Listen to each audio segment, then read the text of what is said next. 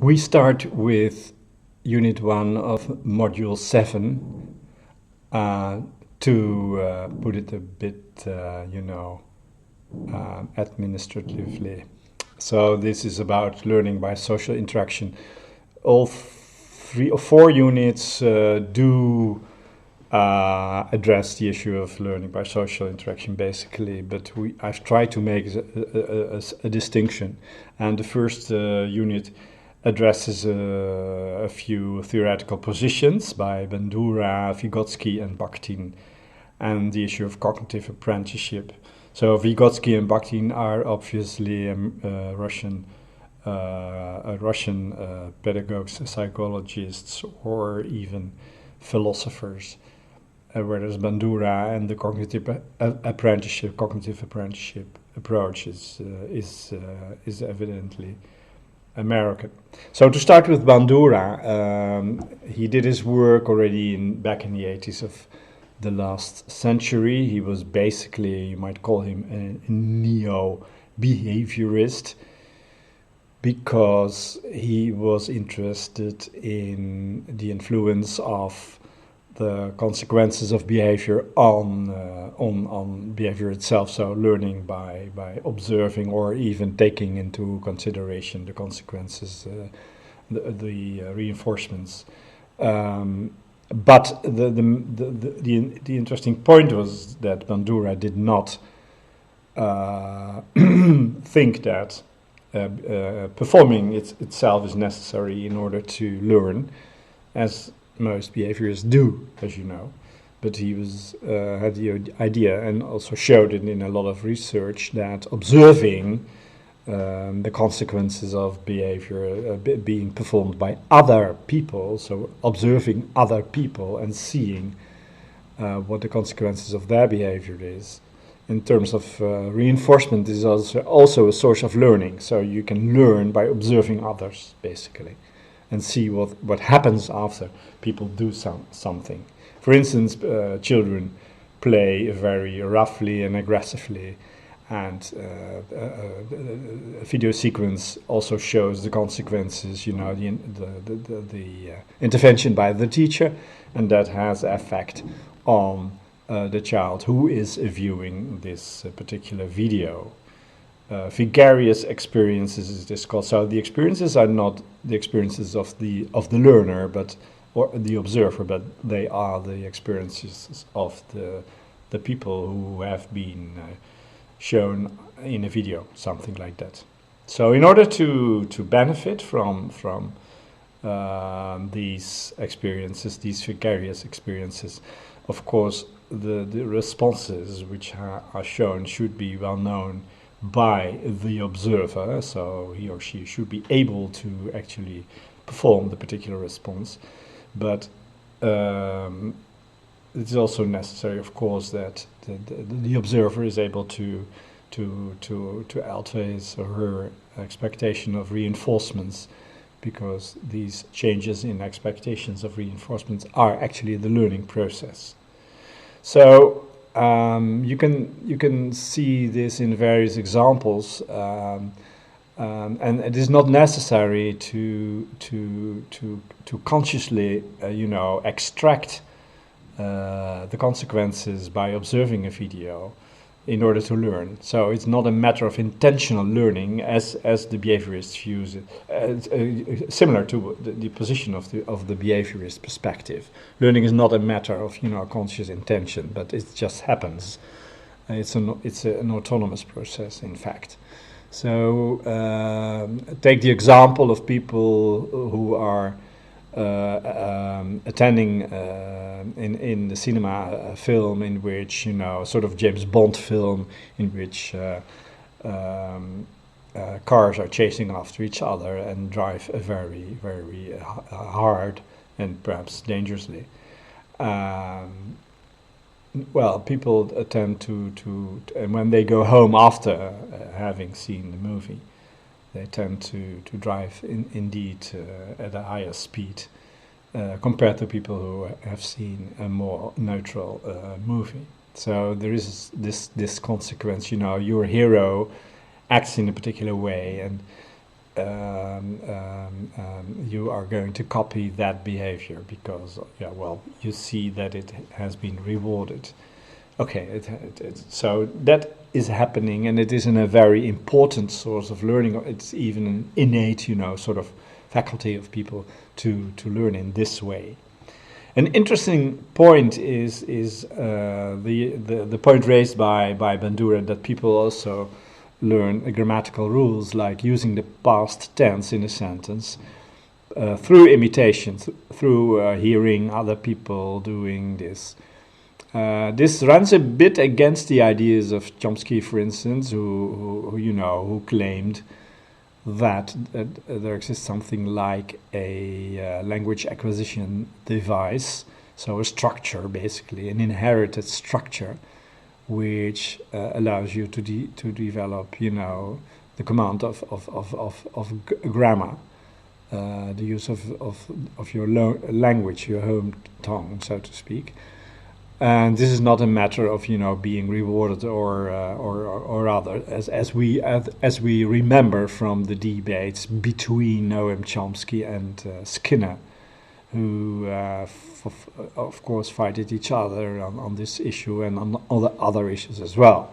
So the idea that grammatical rules can be learned through observation or imitation is in line with the behaviorist view, but not with Chomsky's view.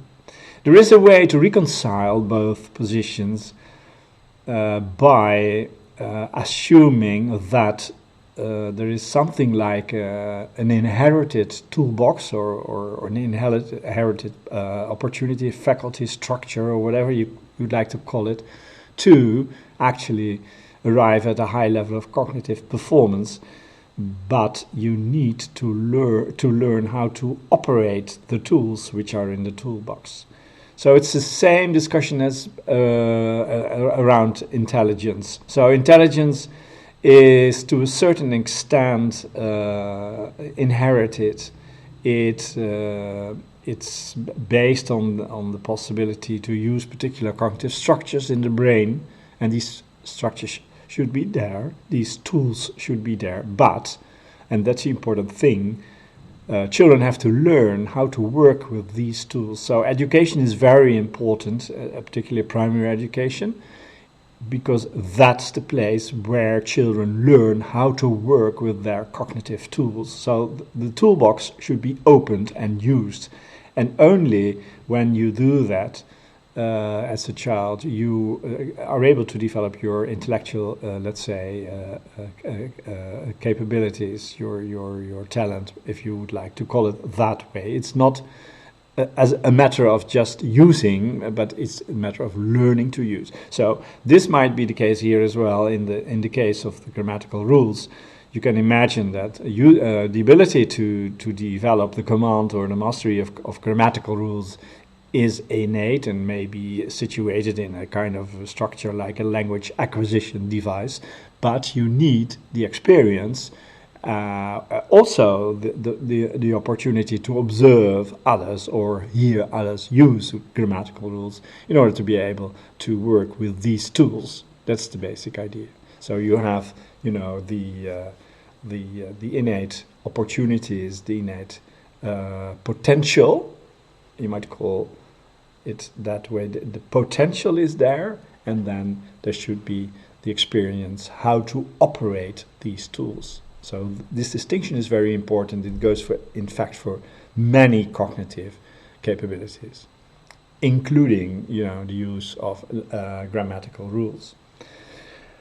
Okay, so that is about Bandura, a very important psychologist. He also developed, the concept of self-efficacy, as we discussed in the previous module. But his view on how the social aspect of observation is very relevant for learning is still very important. Okay. That is about Bandura. Then we move to Vygotsky. Vygotsky is a lot earlier, in the 20th century. And Vygotsky also had a very strong idea about, you know, the social environment as an important basis for cognitive development. So we are talking about this social environment and about the cultural tools which come from the social environment and are internalized. And then we address the issue of the zone of proximal development. First, the idea of the social environment. The idea is basically that the environment in which we live, the cultural environment in which we live, does contain a lot of tools, as we're talking about the tools of the mind, and these tools have to be further developed and have to be internalized. So, for instance, language, but also, you know, computers or other cognitive tools, mathematics as a corpus of knowledge, is out there, and it has to be internalized in order to be able to use it.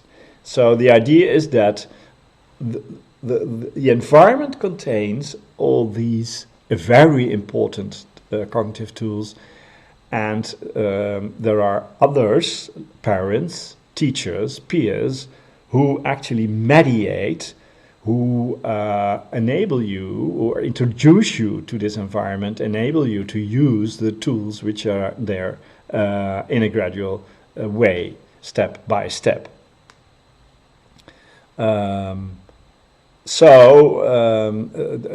As we were talking about tools when we were discussing Bandura, tools of the mind, which may be located in a language acquisition device or whatever structure you are thinking of. That's one basis, you know, of the development of cognitive skills.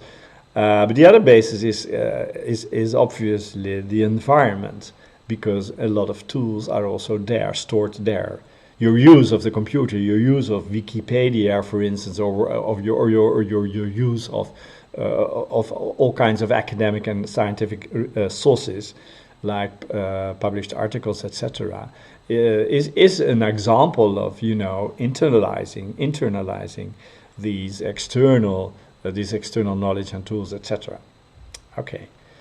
So you need, that's the basic idea, the environment in order to be able also to develop your internal tools. As children are at school, you know, they need the environment of the school, the teachers, the peers, in order to be able to develop their own tools of the mind. Okay, so here is the interaction, you know, between the individual and his or her let's say, significant others in the environment, the parents, the teachers, and the peers. Now, the interesting thing is that Vygotsky makes a distinction between two kinds of concepts, natural concepts and scientific concepts. It's an interesting distinction. Natural concepts come up, you know, are basically a bottom-up, you know, a sort of, you know, structure, cognitive structure, which is developed by acting, by being in the environment. So a lot of concepts like table,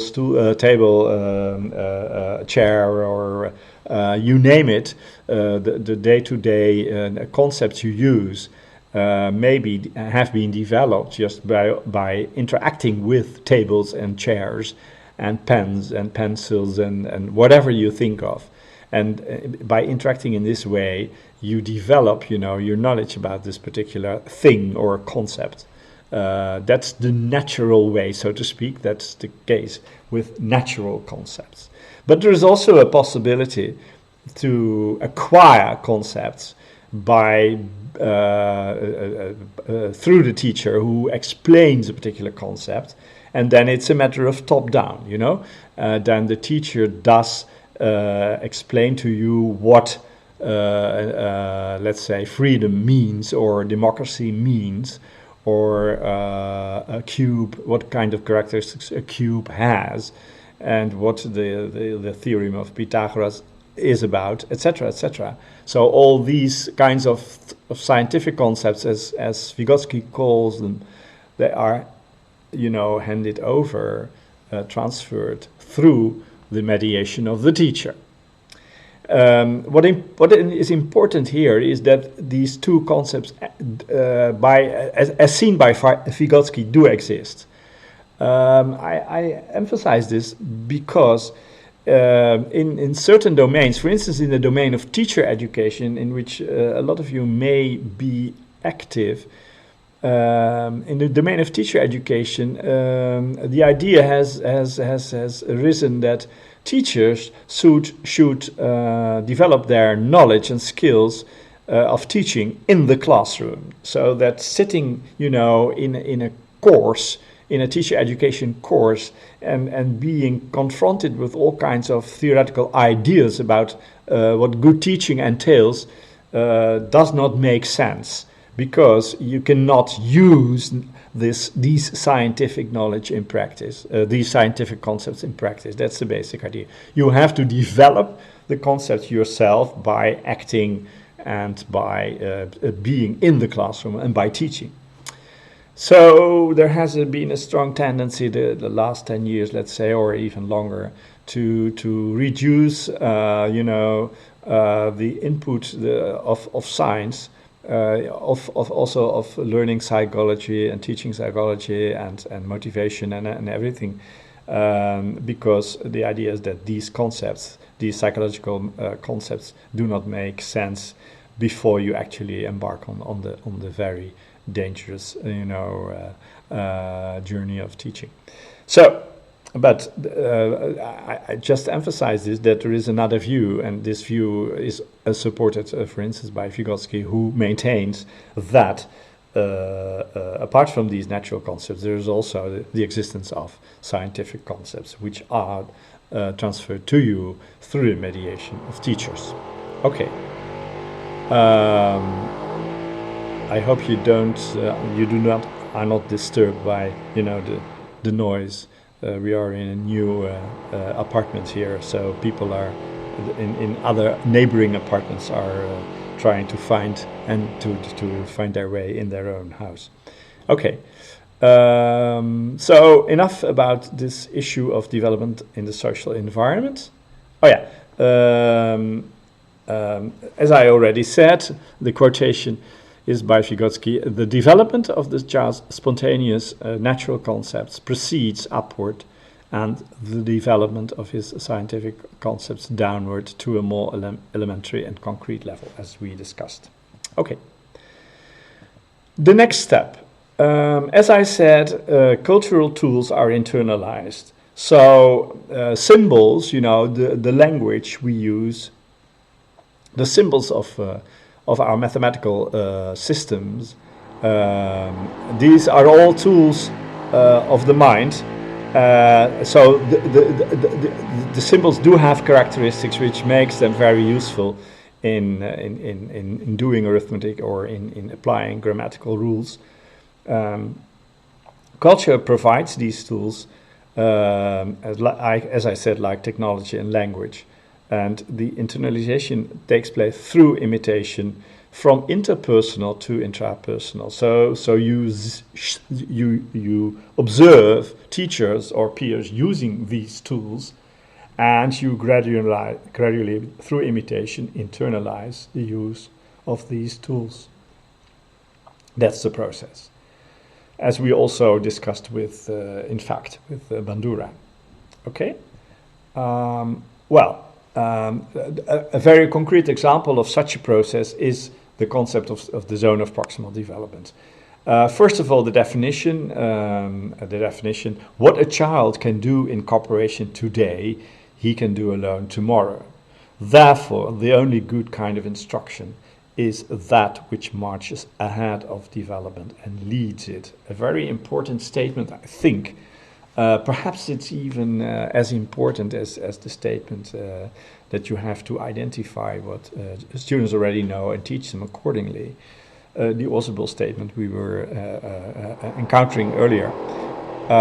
What a child can do in cooperation today, he can do alone tomorrow. So there's something, the marching ahead deals with skills, cognitive skills, which cannot be performed by the child alone at this particular moment. So the child needs the teacher or the other, the significant other, in order to be able to complete these kind of tasks, these skills, to use these skills. So together with the teacher, the child is in fact able to perform what has to be done. And good instruction makes use of this possibility human beings have to learn through imitation. So you have to create a distance between what the teacher does and what the child already can do. And this distance makes it enables the child to develop new cognitive skills, because the child wants to bridge through imitation the distance with the teacher. And that is basically what the zone of proximal development is about. This is the distance. This is the zone where teacher and student operate cooperatively to enable the child, the student, to develop cognitive skills. Vygotsky makes a distinction between 4 stages, in fact. The first stage is the stage in which, so you have to see these stages as steps, in the process of gradually transferring the mastery of cognitive skills from the teacher, from the environment, to the student. Okay, in the first stage, during the first stage, the teacher, the adult, is responsible. So the adult demonstrates how a problem is to be solved, and the child follows the adult. So the adult shows, and in a very clear way and step-by-step way, how a problem is solved, and the child follows the adult and imitates what the adult does. That's the first stage.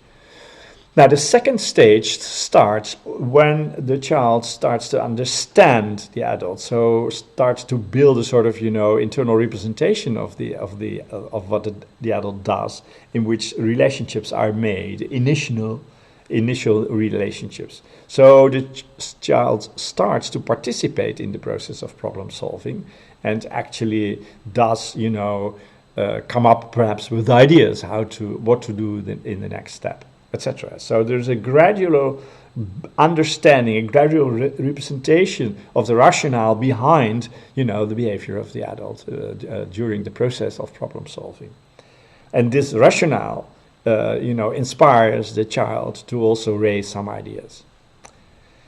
In the third step, this is basically further and more deeply developed and elaborated. So the child connects activity with language, begins to take responsibility for solution processes. So the child is going to talk, about how to solve the problem. So the child develops the language which allows him or her to talk about the process of problem solving in a particular context. That is a very important next step. And the fourth and final step is, of course, the step in which this child arrives at complete understanding, and verbal actions are completely internalized, and the child becomes responsible for the solution process. So the child is completely in command now, has full command of the language, and is able to solve a problem in the particular context in which the learning has been taken place. Also, an important thing is that understanding is decontextualized, which is to say that in the succession of problems which are solved, which are all examples of a particular sort of prototypical problem, in the process of solving these various examples, gradually the child begins to understand what the prototype or the prototypical problem is behind all these examples. So the particular acts and peculiarities of a concrete problem are detached, so to speak, from the understanding as such. And so the understanding is decontextualized and is a full understanding, basically. So these are the 4 stages which together form the process in which student and teachers operate in the zone of proximal development in order to be able to understand and to use a particular cognitive skills. Okay. Now, the third source of inspiration in this learning as a social process module is Mikhail Bakhtin. He was not a psychologist, but he was a philosopher and a literary critic.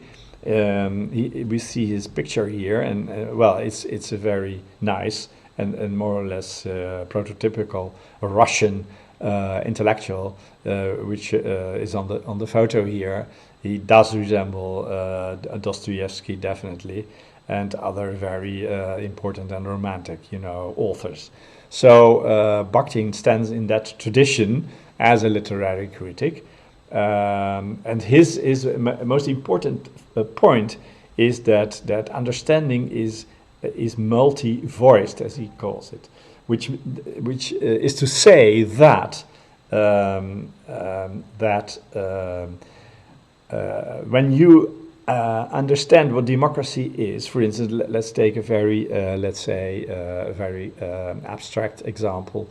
You are hearing the voice, in your head, of many authors, perhaps politicians, who talk about democracy and who have their ideas. So their ideas are in your head, so to speak, in a more or less decontextualized form.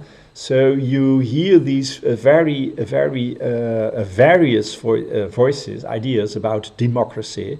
And what you understand about the concept is a sort of reflection on all these different views. They are not necessarily integrated in a stable and solid, concept. They may live their life in your head as long as you are able to move from the one point of view to the other point of view, and to juggle with these points of view, so to speak, and together, use them to express your own ideas about what democracy entails. So the engagement is the engagement with the various voices, the various points of view, basically, which you may not adopt or may not completely adopt or may reject. But which all together influence your ideas, your personal view on what democracy is. Okay, so that's the idea of understanding as put forward by Michael Bakhtin. And there are several processes, and they all have to do with, interacting with your environment, with other people in your environment. Meaning appropriation means that you as I said, you develop the meaning of a concept, an abstract concept, out of the meanings which you encounter when you talk with other people. So concepts have a social origin, and through the process of negotiation, shared understanding and co-construction does take place. Let's explore an example of, here's once again Mr. Bakhtin. I was planning to show you the example. Yes, let's explore an example of an interaction between a teacher and a student, in which you can see how this process of meaning in negotiation takes place. The teacher asks the student, tell me what metacognition means. So the teacher actually asks for a sort of explanation or definition or elaboration on the concept of metacognition. And then the student replies with an example. A PhD student who can explain how she constructs an introduction of an article out of a set of index cards with separate ID units disposes of metacognition. Okay, she gives an example. And then the teacher reflects with, so you mean that metacognition is the ability to construct a text out of individual ID units. That's one of the, the backbones, let's say, of this example. So constructing a text out of individual ID units.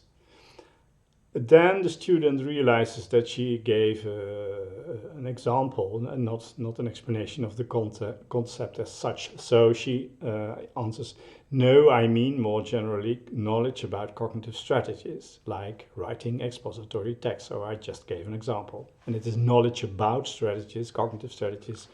That's what metacognition is about.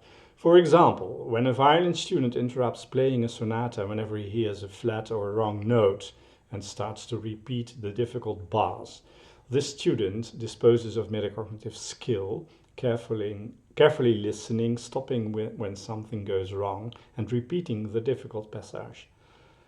And then the teacher replies, "We now have two examples of metacognition. Could you please try again to explain the meaning of metacognition?"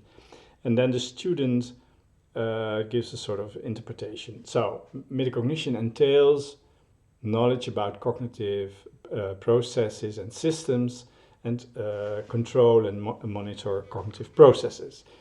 So here is the definition, and then the teacher replies with, "I understand." The interesting thing here is that the meaning negotiation process helps students to realize that she was not already at the level of giving a sort of general definition or explanation of the concept, but she was starting to give examples, and then the teacher gave the interpretation, like, so this is what you mean by metacognition, constructing a text out of individual idea units. And then the student realizes, no, that's not what I mean. Your reflection is correct, but it's I realize that I was not complete, or I didn't really grasp the issue of metacognition. And then the student starts to give another example, and then by interacting with the teacher, the student arrives at a definition which is in fact a very complete definition of what metacognition entails. So this confrontation, and that's the point, the meaning negotiation part, that helps the student to become aware of what she in this case considers as metacognition. Okay, so now we have discussed Bakhtin, the process of meaning negotiation, which is another basic concept, I think, in the issue of learning as a social process. Let's try to focus now on a particular model, cognitive apprenticeship, which has been developed in the 80s as definitely, let's say, a product of the constructivist approach, the constructivist view on teaching and learning. And this model of cognitive apprenticeship is let's say, has a couple of characteristics which we go quickly through. Okay, the first one is, let's say, a definition. Cognitive apprenticeship focuses on the relationship between master and apprentice. The master models, coaches, scaffolds, encourages the apprentice to articulate, reflect, and explore.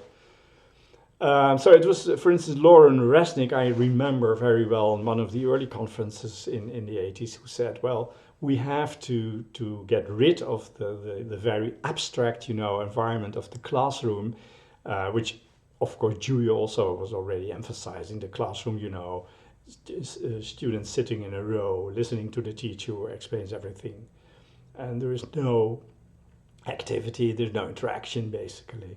But the student does not learn by doing, by performing, by interacting with the environment. And that's what happens in the workshop. If we have a carpenter or whatever you like as a workshop, there the apprentice learns from the master by observing, by imitating, by interacting with the master.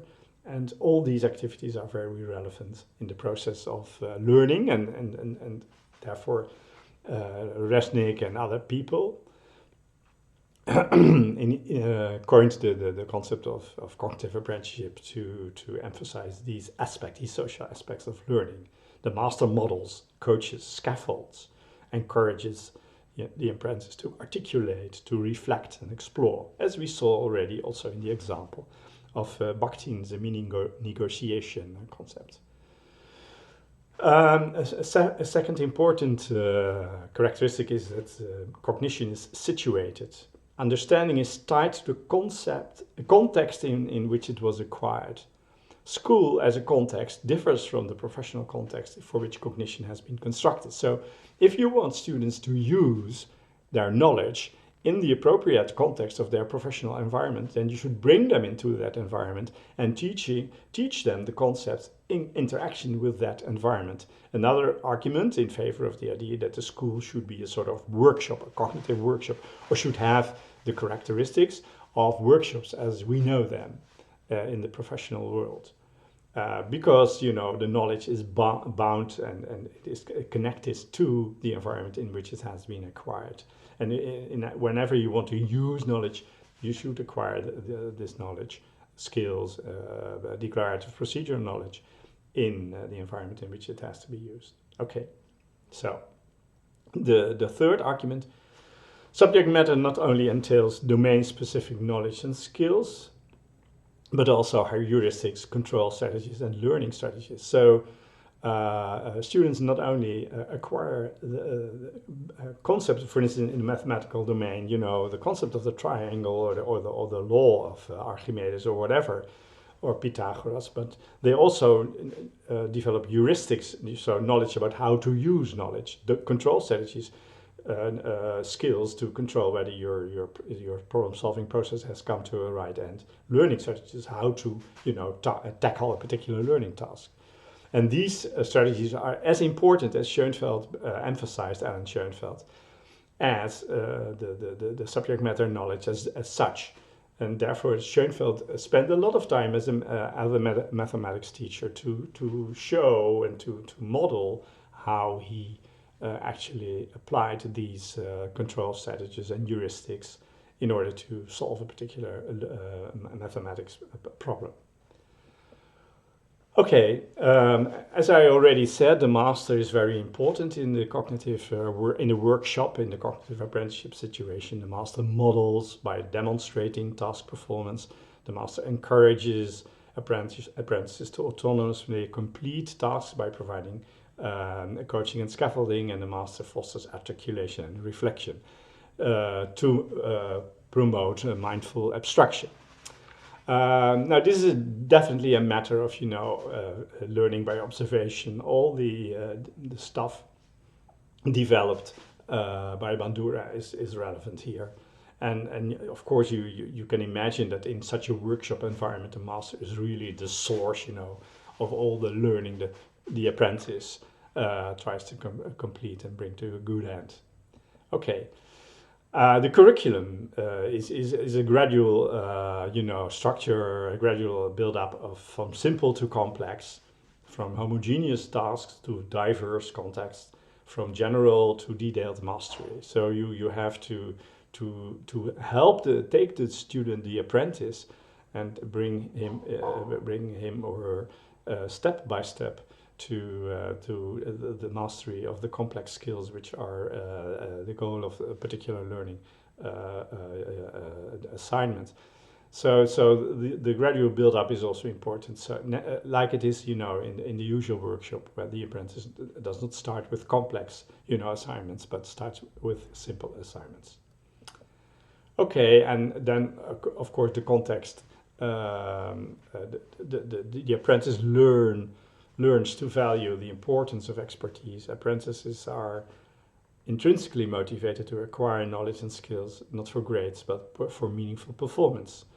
They learn to benefit from collaboration and competition. They do a lot on meaning negotiation, articulation. This contributes to the development of metacognitive skill, knowledge and skills. Learning in a social environment represents the future professional environment. And in fact, what you can see is that in the community of learners, as we already encountered it and will encounter it again in the assignment of this module, the principles of cognitive apprenticeship are applied.